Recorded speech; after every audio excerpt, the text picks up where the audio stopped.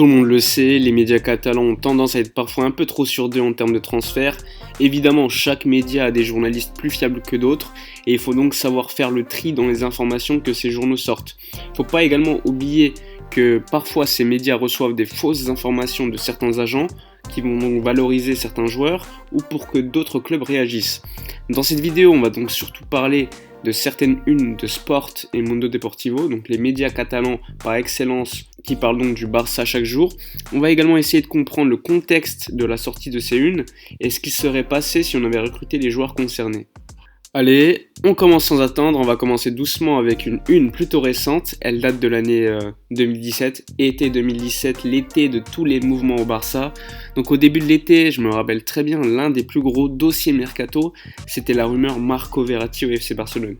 Donc il faut se remettre dans le contexte, c'est important. Verratti vient de subir avec Paris la remontada. Il voit donc que le club parisien n'arrive pas à passer un cap. En plus, ils viennent de perdre le championnat, il me semble, c'était Monaco qui l'avait gagné. Donc logiquement, il se met à réfléchir sur son futur.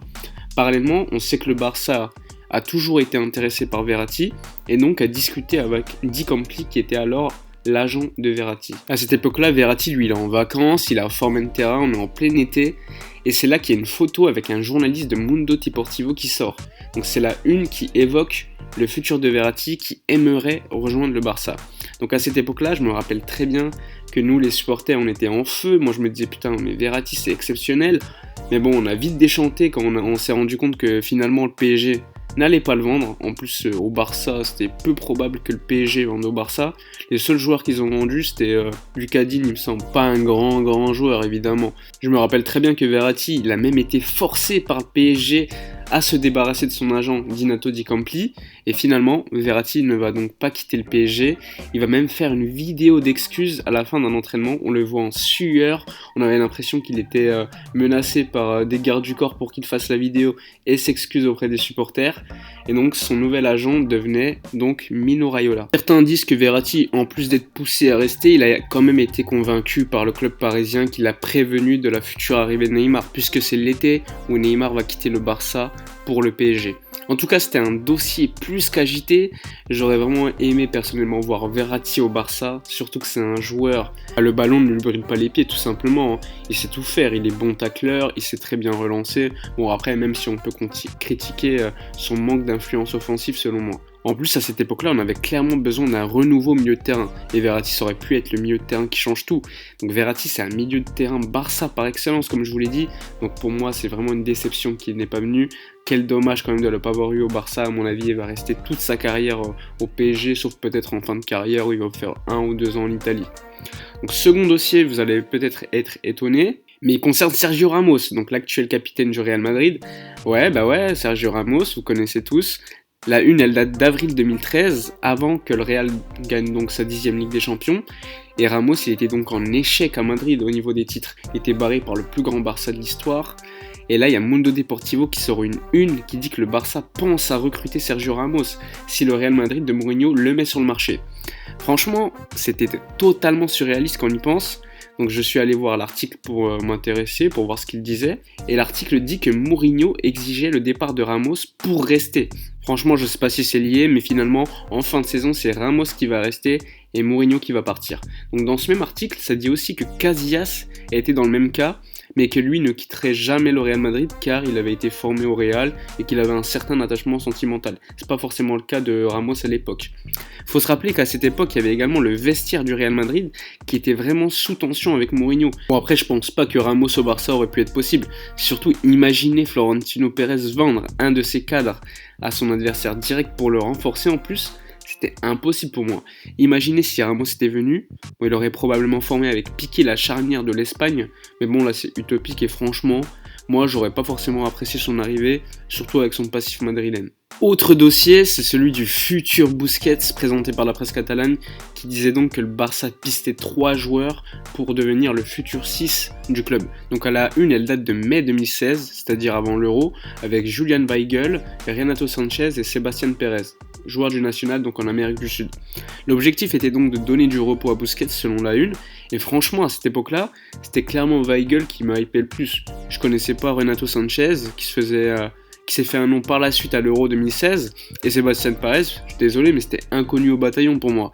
Franchement, quand on voit où ils en sont, même s'ils sont encore jeunes évidemment, je suis pas déçu. Weigl, il a fini à Benfica, Renato Sanchez, il est aujourd'hui à Lille, et Sébastien Pérez, j'ai dû chercher sur Wikipédia, il joue au Mexique. Enfin, jouer, c'est un grand mot, puisque j'ai vu sur sa fiche Wikipédia qu'il jouait plus depuis 2 ans quand même. Donc évidemment, il peut encore évoluer, hein, il peut encore jouer, devenir un grand joueur, même si j'en doute énormément. Mais bon, les recruter en 2016, ça aurait été probablement une grosse erreur. Même si évidemment, on ne sait pas ce qui serait passé s'ils avaient signé au Barça, peut-être que ça aurait été devenu des grands joueurs. Hein. Autre dossier, c'est celui de Gareth Bale. Eh oui, avant d'aller au Real Madrid, Gareth Bale était pisté par le Barça selon la presse catalane. Donc la presse catalane, dans cette une, disait qu'il pouvait aller au Barça, comme beaucoup d'autres d'ailleurs. Avant, il faut rappeler quand même que la une, elle date de décembre 2011. Donc c'était encore le Barça de Pep. Et dans cette une, on parle déjà de Thiago Silva, qui était à l'époque au Milan AC, de Jordi Alba, qui était à Valence, et donc de Gareth Bale, qui à cette époque-là jouait encore latéral. Donc c'est fou de voir quand même la trajectoire de Gareth Bale. 2 ans après, il va quand même devenir la recrue la plus chère de l'histoire du Real Madrid, même de l'histoire du football tout court, il me semble, hein, vous pouvez me dire en commentaire si je me trompe. Il semble même qu'il signe pour contrecarrer le Barça qui vient de signer Neymar. Finalement, Gareth Bale a quand même fait une grande carrière au Real Madrid au niveau du palmarès, mais bon, au niveau du jeu, il a eu trop de blessures qui l'ont freiné dans sa carrière. C'est pas forcément donc un top player pour moi, mais c'est quand même un joueur de grand rendez-vous, peut-être l'un des plus décisifs avec Sergio Ramos, dans l'ère moderne. Il me semble qu'il a marqué lors de la finale de 2014 à Decima, où c'est lui qui met le 2-1, il me semble, avec une tête, et il marque également la retournée contre Liverpool, il me semble que c'était il y a 2 ans. Personnellement, je suis content qu'on l'ait pas signé à l'époque, surtout qu'en 2011-2012, il y avait encore Pep Guardiola, comme je vous l'ai dit, j'aurais eu des gros doutes déjà par rapport à son prix, et surtout parce que les joueurs du championnat anglais, ils ont souvent du mal à s'acclimater à l'étranger. La preuve, Gareth Bale aujourd'hui, il fait plus la une pour ses parties de golf entre amis que pour ses grands matchs au Real Madrid. Bref, allez, on termine cette vidéo avec un dernier dossier. Elle concerne la une Pogba ou Isco qui date de février 2015. Donc beaucoup d'informations sur cette une qui disait donc que le Barça pistait Pogba, tout comme le Real Madrid d'ailleurs, et que si le Real Madrid achetait Pogba, il serait donc quasiment obligé de vendre Isco. Et dans ce cas-là, le Barça serait intéressé pour acheter Isco. On sait tous qu'Isco, il a un passé quand même de supporter du Barça, un fan de Messi également. Personnellement, j'aurais quand même eu du mal à accepter qu'il vienne, surtout après être passé au Real Madrid, et donc de nous avoir snobé 2 ans auparavant, puisqu'on le voulait déjà à l'époque. Après, évidemment, il aurait eu le profil totalement Barça, hein. C'est un joueur de ballon, un peu comme Verratti, même si c'est un joueur différent, hein. Il joue un peu plus haut à mon avis. Et comme pour Ramos tout à l'heure, je vois mal Pérez accepter de le vendre au Barça. Donc concernant Pogba, c'était la promesse électorale de Laporta, il me semble, en 2015, selon pas mal de journalistes, donc les rumeurs au Barça ne m'étonnaient pas du coup. Surtout que finalement il va partir à Manchester United un peu plus tard, transfert qui aujourd'hui est à mon avis un réel échec, non pas de sa faute, mais parce que je pense tout simplement que Pogba est trop fort pour le projet actuel d'United. En tout cas, je pense que Pogba au Barça, ça aurait pu être un grand succès, même si je trouve que parfois il est critiquable. Je pense quand même que c'est un très bon joueur de football, il sait tout faire au milieu, on l'a vu lors de la Coupe du Monde 2018, hein. Lorsque Pogba est sérieux, ça peut être un très grand joueur. Donc dans un environnement peut-être entouré de plus grands joueurs, il serait forcément plus fort. Il va donc à mon avis quitter Manchester United l'été prochain, peut-être pour le Real Madrid, on sait jamais. Voilà, bref, il y a eu tellement d'autres unes à évoquer, j'en ferai probablement d'autres vidéos pour en parler.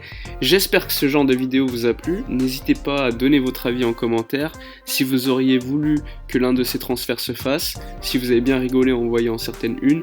N'oubliez pas également de liker, partager et de vous abonner à la chaîne. A bientôt pour une prochaine vidéo, mais d'ici là, portez-vous bien.